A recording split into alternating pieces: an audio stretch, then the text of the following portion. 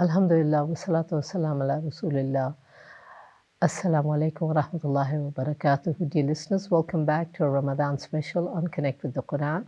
We're going to be going through the small, short surah, so I'd love you to listen to the first one where I want to start on Surah wa Duha. And so we will just listen to a recording of it and then we will take it from there. Bismillahir Rahmanir Rahim. Wad-duha wal-layli idha saja. ما ودعك ربك وما قلى وللآخرة خير لك من الأولى ولسوف يعطيك ربك فترضى ألم يجدك يتيما فآوى ووجدك ضالا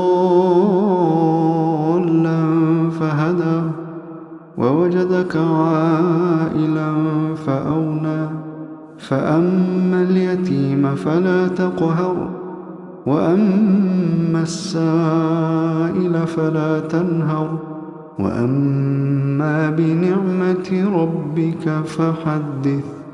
Sadaqallahul Azim. So that's one of the beautiful surahs, and the background of it is that it's there for solace for Rasulullah sallallahu alaihi wasallam in first place, and to take it whatever he has been given, then it by analogy it comes back to us too, so for it's a great solace for us too. So I'll just read you the translation of it, and inshallah we will just briefly go. It's beautiful. It's 11 ayahs only, so it's not difficult to memorize, and that's what my strong recommendation in this Ramadan special with Connect with the Quran is: do try and make the effort to memorize these beautiful surahs. And it says, by the glorious morning light and by the night when it is still, your guardian angel has not forsaken you, and nor is he displeased with you. And verily, wal akhiratu khairul laka min al ula, that the akhirah, the akhirah is better than this life, than the present. And soon will your guardian Lord Allah will give you with which you will be pleased. And did he not find you an orphan and give you shelter? And did he not find you wandering and he gave you guidance? And did he not find you in need and he made you independent? And therefore treat not the orphan with harshness, and nor repulse the petitioner unheard.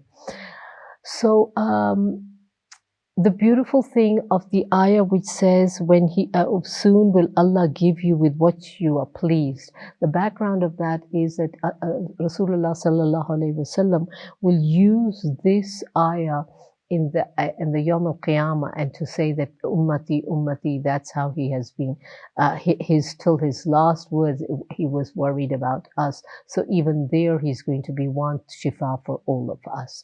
That's a beautiful background for us to memorize. No, it's 11 ayahs. If you can use your fingers or your phalanx, I think they're called, to say wadduha, wal-layli iza saja, ma waddaka rabbuka wa ma qala. And this way, you know there are 11 ayahs, of which ayah you are. These are just small tips of how to try and memorize. We need to be asking the Hufaz with what effort they put into it. But these are such short ayahs that, we don't have to feel overwhelmed with it. The beautiful time to memorize is at the middle of the night. And this surah talks about by the brightness of the day when you are doing what you're doing, and by the evening. So it by the night and its time. So the night is a beautiful time to be calm and to be able to memorize. And believe me, if you really just put your effort and your mind to it, it goes so fast. If you are able to memorize things which you think took you forever to do, here all at once you will be able to memorize it.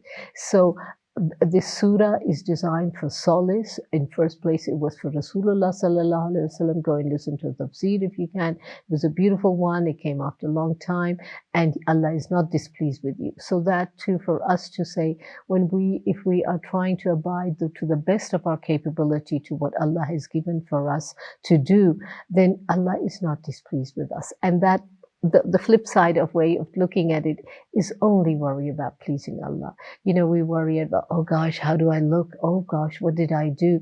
especially for young people, for youngsters, it's awkward. Even if you're at school, you're at work, and you're fasting, and people are, why do you do all these things? Why do you do these things? And sometimes we're not appropriately equipped to be able to answer them.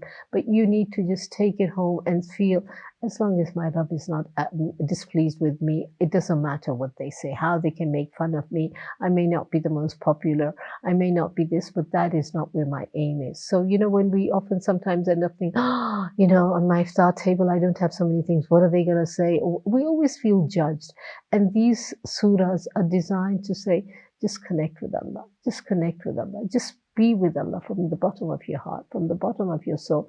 And truly you'll find we're all weighed. No matter what we say, we always feel, And then when you read the Quran and you feel, if Allah's not unhappy with us, what are we worried about? What are we worried about? So look into this with duha. And the beauty of these surahs are they're tiny, they're short, but they're so full of wisdom, so full of solace giving messages that, he found you wondering and he guided you. So for us too, when we read and we really try to connect, especially if we read it in our salah and we are able to say, the words and be able to say that, Ya Allah, you meant it only for Rasulullah, but even for me. Guide me. Don't leave me in need. Don't leave me wondering. Do guide me. And this is the beauty when you understand what you're saying.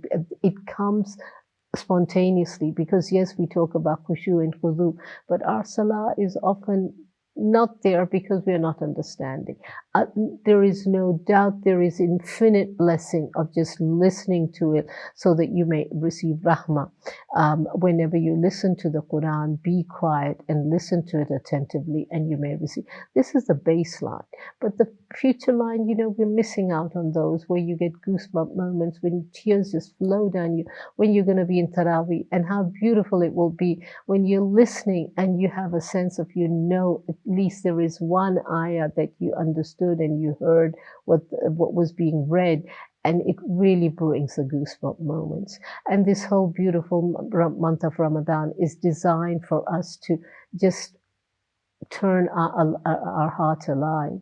So that if, it's always, we are in the rat race, we're running around, but if we can truly, truly connect and use this time to memorize. So please, that's my love of the Quran, is to want to share it with you.